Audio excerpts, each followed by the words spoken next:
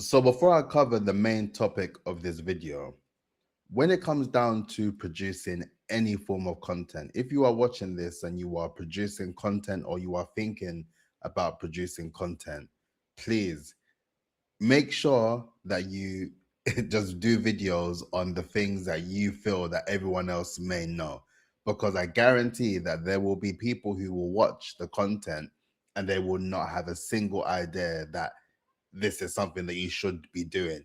Although it seems so obvious to you, doesn't mean that it's not something that can help someone else, right?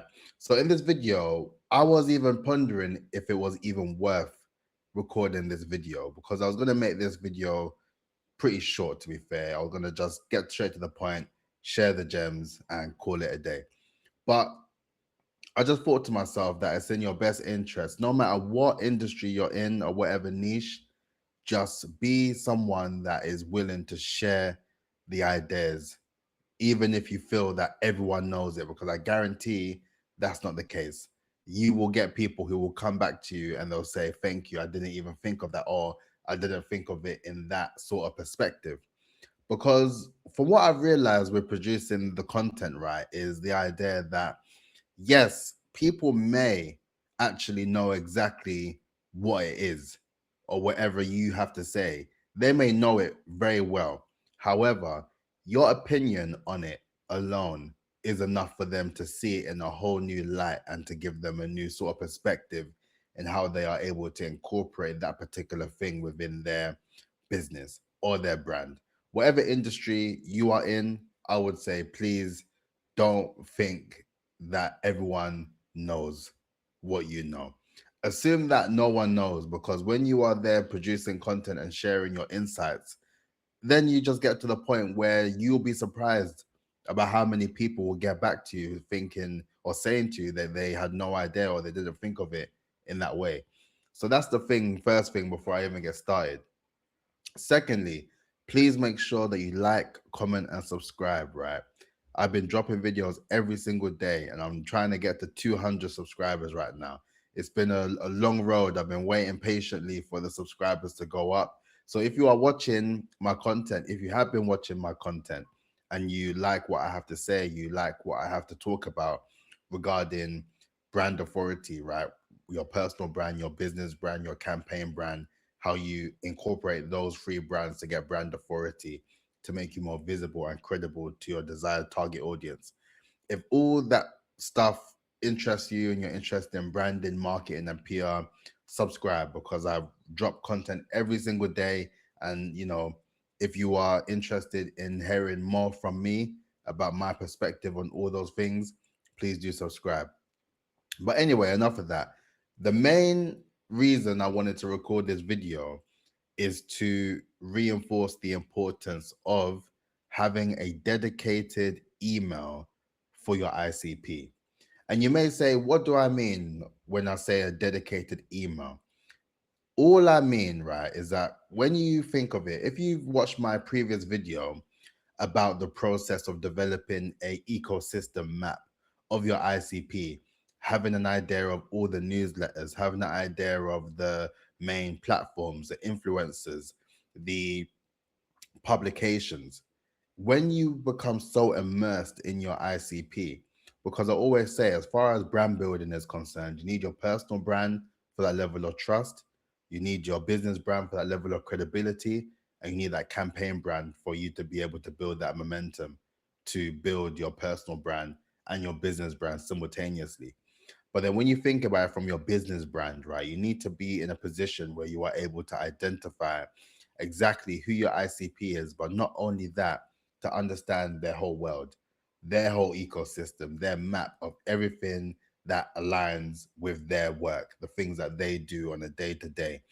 And it is in your best interest to simply create another email account, right? So whatever email provider you use, I tend to use Gmail, right?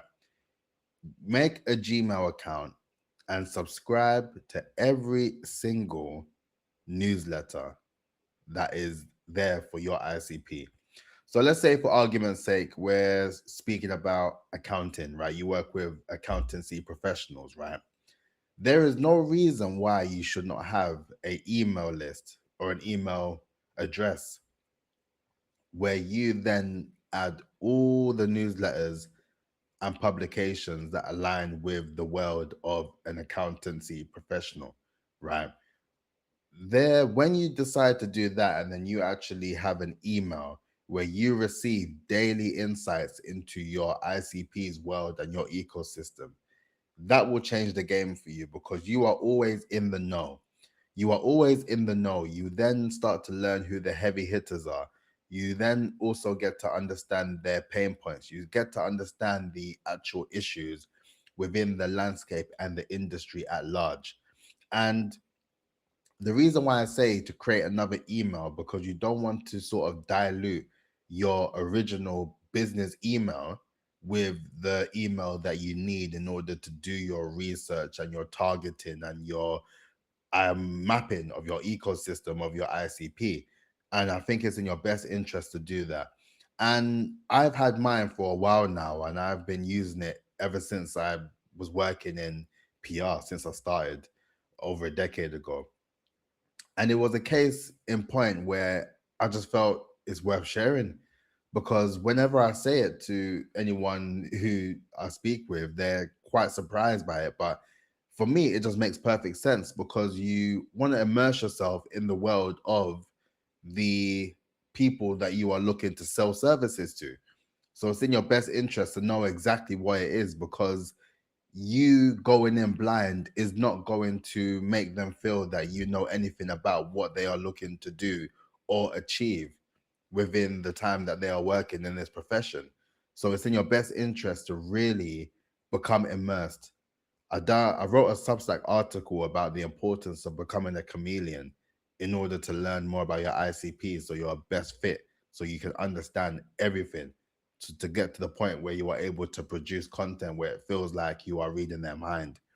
That is the way that you go about it. That's one of the first elements and the first stages of how you go about being able to read the mind of your ICP.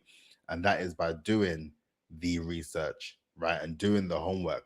But make it easier for yourself and create an email, create a separate email, and make that email a dedicated email where it's a hub for all the things that involve your ICP, right?